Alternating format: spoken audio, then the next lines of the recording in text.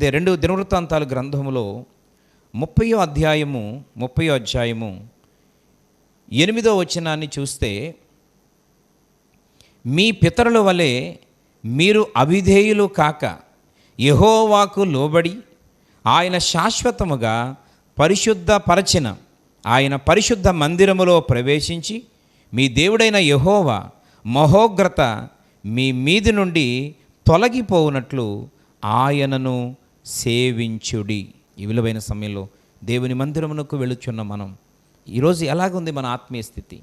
చాలామంది దేవుని మందిరానికి వెళుతున్నారు. కొంతమంది బల్లగుద్ది చెప్పుకోగలుగుతారు, నేను ఖచ్చితంగా దేవుని మందిరానికి వెళుతున్నాను, నేను ఖచ్చితంగా దేవుని మందిరానికి వెళ్ళి ప్రార్థన చేసుకుని వస్తాను, దేవుని మందిరంలో అందరికంటే ముందు వెళ్ళి అందరికంటే ఆలస్యంగా వస్తాను అని చెప్పేటువంటి వాళ్ళు ఉన్నారు. సంతోషం, దేవుడు మిమ్మల్ని బలపరుస్తాడు, నేను కూడా మిమ్మల్ని ప్రోత్సహిస్తూ ఉన్నాను.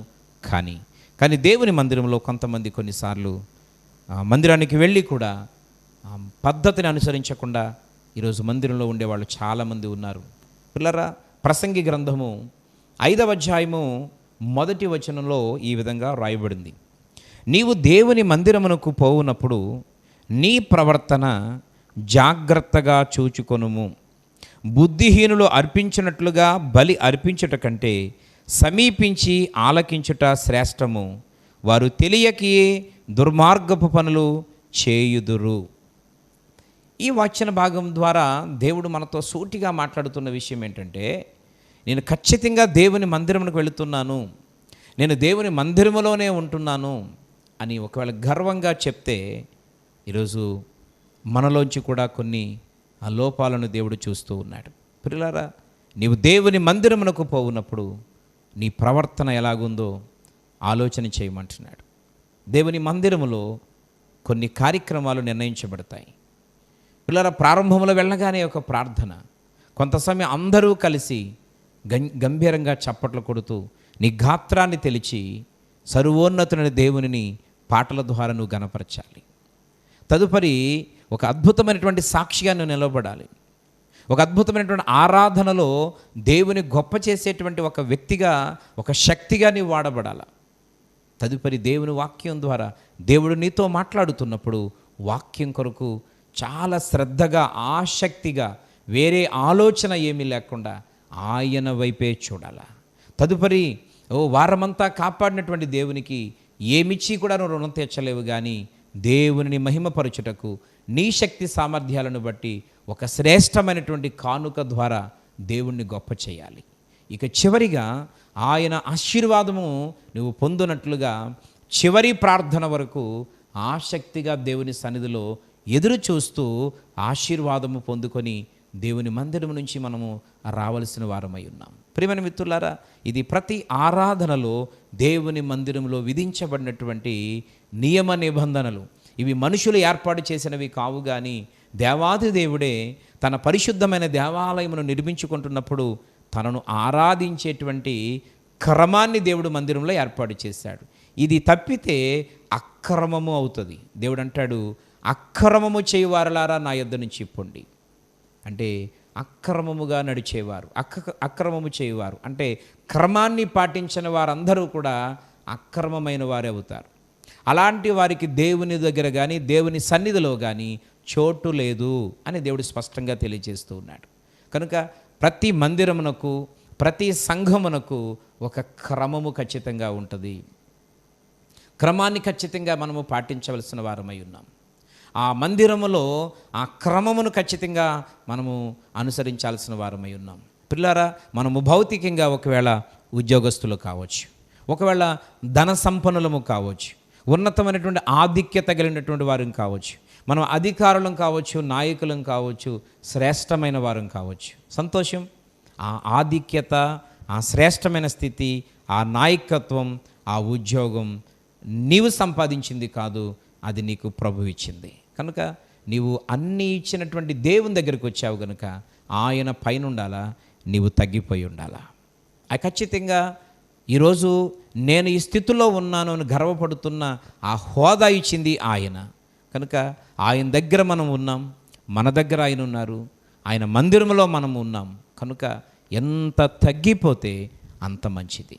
ఎంత లోబడిపోతే అంత మంచిది. కనుక నేను ఈ స్థితిలో ఈ స్థాయిలో ఉన్నాను కనుక ఈ క్రమాన్ని పాటించడం నాకు ఇబ్బంది అనుకుంటే, ఈరోజు ఒకవేళ ఆ స్థాయినిచ్చింది ఆయన గనుక ఆ విధంగా ఆయన బాధ పెడుతున్నావేమో, ఆ విధంగా ఆయన దుఃఖ పెడుతున్నావేమో, ఎందుకు ఇచ్చానా అని బాధపడే విధంగా దేవుణ్ణి ఆలోచింపచేస్తున్నావేమో, దానివల్ల నీకు నష్టం కలగొచ్చు, దానివల్ల నువ్వు ఇబ్బంది పడే అవకాశాలు ఉన్నాయి. కనుక ఈరోజు నువ్వు ఖచ్చితంగా లోబడవలసినటువంటి అవసరత ఉంది.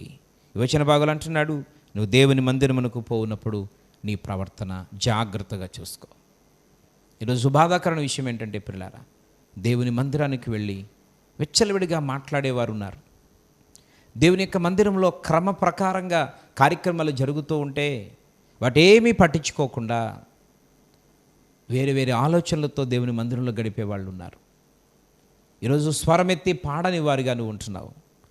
నీకు దేవుడు ఇచ్చినటువంటి అద్భుతమైనటువంటి చేతులు, వాటిని హృదయపూర్వకంగా కదుపుతూ చప్పట్లు కొడుతూ దేవుణ్ణి ఆరాధిస్తూ ఆయన ఘనపరచుటకు నీ అవయవాలను వాడాలి. తద్వారా నీవు దేవుని చేత కనికరించబడతావు, స్వస్థపరచబడతావు, నీ పాపములు క్షమించబడతాయి, నీ ప్రార్థనను దేవుడు అంగీకరిస్తాడు. కనుక దేవుని మందిరమునకు వెళ్ళినప్పుడు దేవుడు మన ప్రవర్తనను పరిశీలన చేస్తూ ఉన్నాడు. దేవుడు మన ప్రవర్తన మీద ఒక ప్రత్యేకమైనటువంటి దృష్టిని పెట్టాడు. ప్రియమైనటువంటి వారలారా, కనుక ఈరోజు దేవుని మందిరంలో మన ప్రవర్తన ఎలాగుంటుంది? దేవుని మందిరంలో చాలామంది ఈరోజు ఆ సెల్ ఫోన్ని మాట్లాడేవారిగా ఉంటున్నారు. ఈరోజు దేవుని సేవకునిగా నేను నా యొక్క వ్యక్తిగత అభిప్రాయంతో చెప్తా ఉన్నాను, దేవుని మందిరమునకు మనకు ఫోన్తో పని లేదని నా అభిప్రాయం. కనుక ఎందుకంటే ఈరోజు మన భక్తిని పాడు చేసేది, మన యొక్క ఆసక్తిని అంతరాయం కలిగించేది, డిస్టర్బ్ చేసేది ఏదేనంటే సెల్ ఫోన్. కనుక సాధ్యమైనంత వరకు దేవుని మందిరమునకు ఆ ఫోన్ తీసుకెళ్ళి వెళ్ళకపోవడం చాలా మంచిది అనంటే దేవుడు ఇష్టపడేటువంటి లక్షణం. లేదు తప్పనిసరి నీ ఉద్యోగరీత్యా నీ పరిస్థితులను బట్టి తీసుకెళ్తే ఏ విధంగా కూడా డిస్టర్బ్ అవ్వకుండా దాన్ని సైలెంట్లో మోడ్లో పెట్టుకొని అవసరమైతేనే దాని వైపు చూసే విధంగా దాన్ని మనం సెట్ చేసుకోగలిగితే నిజంగా దేవుని మందిరములో నీ ప్రవర్తన దేవునికి అనుకూలంగా ఉంటుంది. చాలాసార్లు మన దేవుని మందిరంలో కూర్చునేటువంటి సమయమే ఆ 2 గంటలు 3 గంటలు. కనుక ఆ 2 గంటలు 3 గంటలు కూడా ఒక చక్కని ఏకాగ్రతతో దేవుణ్ణి ఆరాధించకుండా అనేక పర్యాయములు బయటకు వచ్చేవారుగా ఈరోజు ఉంటున్నాం. దేవుని మందిరంలో కూర్చొని ఎక్కడో విషయాలు ఆలోచించేవారుగా ఉంటున్నాం. దేవుని మందిరంలో కూర్చొని పక్కవారితో మాట్లాడుతూ వారు ఆసక్తిగా వినేవారిని కూడా మనం ఇబ్బంది పెట్టేటువంటి ఇబ్బందికరమైనటువంటి వ్యక్తులుగా దేవుని మందిరానికి వెళ్ళిన తర్వాత నువ్వు మారిపోతూ ఉన్నావు. ఈరోజు మందిరానికి వెళ్ళడం ఒక సంతోషకరమైన విషయం అయితే నీ ప్రవర్తన సరిగా లేకపోతే జాగ్రత్త సుమ, నీవు దేవుని మందిరంలోంచి శపించబడి వస్తావు. నీ ప్రవర్తన సరిగా లేకపోతే లాభము పక్కన పెడితే నష్టంతో తిరిగి వస్తావు. కనుక ఇప్పటి నుంచి అయినా, ఈ రోజు నుంచి అయినా మన యొక్క ప్రవర్తన పూర్తిగా మార్చేసుకుందాం. ఖచ్చితంగా దేవుని మందిరానికి వెళ్ళేటువంటి గుంపులో ప్రథమ స్థానంలో ఉందాం. ఎందుకనంటే నీ ప్రార్థన దేవుడు వినాలి, దేవుడు మనల్ని క్షమించాలి, దేవుడు మనల్ని స్వస్థపరచాలి. ఈ కారణం చేత ఖచ్చితంగా దేవుడిని ఘనపరచుటకు, ఎందుకంటే మరొక మాటలు అంటాడు, నీ దేవుడిని యెహోవాకు అది ప్రతిష్ఠించబడిన దినం, ఆ దినము ఆయనది. ఆదివారం అనేటువంటిది, విశ్రాంతి దినం అనేటువంటిది, పునరుద్ధాన దినం అనేటువంటిది అది దేవునిది. కనుక ఆయన దినములో మనం ఆయనతో గడపవలసిన వారమై ఉన్నాం. పిల్లరా, ఈ పని నిజంగా నమ్మకంగా చేయగలిగితే చాలా సంతోషం. నీవు ధన్యుడవు, ధన్యురాలవు. రెండవది ఏంటంటే మందిరమునకు వెళ్ళి నీ ప్రవర్తన సరిగా లేకపోతే, నీవు విధేయురాలుగా లేకపోతే దానివలన లాభం కంటే నష్టం ఎక్కువగా జరిగే అవకాశం ఉంది, నష్టపోయే ప్రమాదం ఉంది. ఈరోజు అనేక మంది దేవుని మందిరములో మన మాటలు, మన ఆలోచనలు, మన ప్రవర్తన, దేవుని మందిరంలో మనం కూర్చునే విధానం, దేవుని ఆరాధించే విధానం, ఇవన్నీ దేవుడు పరిశీలన చేస్తున్నాడు. ఆయన పరిశీలనలో పిల్లల ఈరోజు నీవు నేను కూడా బలా నమ్మకమైన మంచి దాసుడాని దేవుని చేత సాక్ష్యం పొందేటువంటి గొప్ప భాగ్యాన్ని సంపాదించుకోవాలని ఈ సందర్భంగా దేవుడు జ్ఞాపకం చేస్తూ ఉన్నాడు. ఎప్పుడైతే దేవుని మందిరంలో మన ప్రవర్తన దేవునికి అనుకూలంగా ఉందో, దేవుని యొక్క చిత్తానుసారంగా ఉందో, ఆటోమేటిక్గా ప్రియమైన మిత్రులారా దేవుని యొక్క ఆశీర్వాదపు ద్వారాలు మన వైపు తెరవబడిపోతాయి. ఆయన అంటాడు ప్రకటన గ్రంథంలో, ఇదిగో నేను తలుపుని ఎదుట తెరిచి ఉంచున్నాను, దానిని ఎవ్వడునూ వేయలేడు. అవును, నీ భక్తి దేవునికి నచ్చేస్తే, నీ ఆత్మీయ నడవడిక దేవునికి అనుకూలంగా మారిపోతే, నువ్వు ఖచ్చితంగా దేవుని మందిరంలో ఉంటే, ఆ మందిరంలో నీ ప్రవర్తన దేవునికి అనుకూలంగా మార్చబడిపోతే, స్వయంగా ప్రభువే అంటున్నాడు, ఇదిగో నేనే నీ ఎదుట తలుపులు తెరిచి ఉంచున్నాను, దాన్ని ఎవ్వరునూ వేయలేరు. అవును, దేవుడు తలుపులు తెరిచేస్తే దాన్ని ఎవరు ఆపలేరు. నీ ఆశీర్వాదానికి కొలతలు ఉండవు, నీ ఆత్మీయమైన ఎదుగుదలకు సరిహద్దులు ఉండవు. అంచెలంచెలుగా నీవు ఆత్మీయంగా ఎదిగిపోతావు. ఈ లోకరీత్యా భౌతికంగా కూడా నువ్వు ఆశీర్వాదకరంగా ఉంటావు. అనేక మందికి పెట్టే స్థితిలోకి వెళ్ళిపోతావు. అనేక మందికి నువ్వు ఆదర్శమైపోతావు. అటువంటి ఖ్యాతిని, ఘనతను, గొప్పతనాన్ని, ఐశ్వర్యాన్ని, ఘనతను, పేరును దేవుడు నీకు ఇచ్చేస్తాడు. ప్రియమిత్రులారా, ద్వారాలు తెరవబడిపోతే చాలు. ఈరోజు మన భక్తి ద్వారాలు తెరవబడే విధంగా మనం అనుకూలపరుచుకుందాం. విచారకరం ఏంటంటే, కొంతమంది భక్తి జీవితంలో కొద్ది రోజులు పోయిన తర్వాత ఆ నిర్లక్ష్య వైఖరి వలన, అవిధేయత వలన, ఆ భ్రష్టత్వమైనటువంటి జీవితం వలన, దేవునికి మందిరానికి దూరం అయిపోవటం వలన పిల్లల ఆశీర్వాదాలు పోయి ద్వారాలు మూయబడిపోతున్నాయి. దేవుడు ద్వారాలు మూసేస్తే ఎవ్వరునూ తీయలేరు. ఏ రికమెండేషను పనిచేయదు. నీ సొంత ప్రయత్నాలు, నువ్వు కష్టపడిపోయి 24 గంటలు నిద్రపోకుండా ఏదేదో చేసేసి సంపాదించాలనుకున్నా, ద్వారం ముయ్యబడిన తర్వాత ఒక్క ఇంచి కూడా ఆశీర్వాదాన్ని నువ్వు చూడలేవు. అందుకేనేమో కొన్నిసార్లు ఈరోజు దేవునికి అవిధేయుడిగా జీవిస్తూ, అవిధేయులుగా జీవించడం వలన, ఒకవేళ నేను క్రైస్తవురాల్ని అనుకుంటూ క్రైస్తవులోనే ఉంటున్నాననేటువంటి ముసుగులో జీవిస్తూ దేవుణ్ణి బాధ పెట్టి ఈరోజు అవిధేయులుగా ఉండటం వలన ఈరోజు ద్వారాలు మూయబడ్డాయేమో.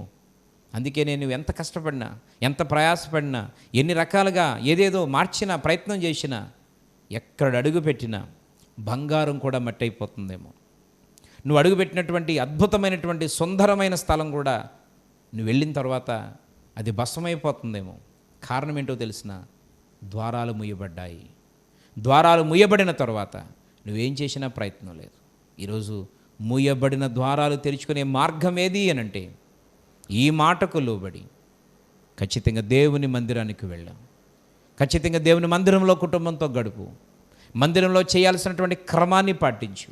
విధేయుడవై, వాక్యానికి విధేయుడవై, విధేయురాలవై ఆయన వాక్యం ద్వారా మాట్లాడినప్పుడు గుండెలు బాదుకొని పశ్చాత్తాపంతో దేవుని పాదాల దగ్గర ఏడ్చి ప్రార్థన చేయి.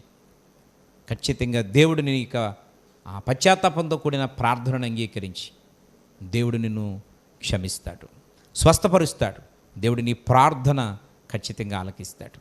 ఈరోజు అలాంటి మార్పుతో కూడినటువంటి జీవితం ఈరోజు నీవు నేను కలిగి ఉండడానికి ఇష్టపడితే, లోబడితే, సరి చేసుకోగలిగితే, ఈ క్షణమందే దేవుడు ఒక అద్భుతమైన మాట ద్వారా మనల్ని బలపరుస్తూ ఉన్నాడు.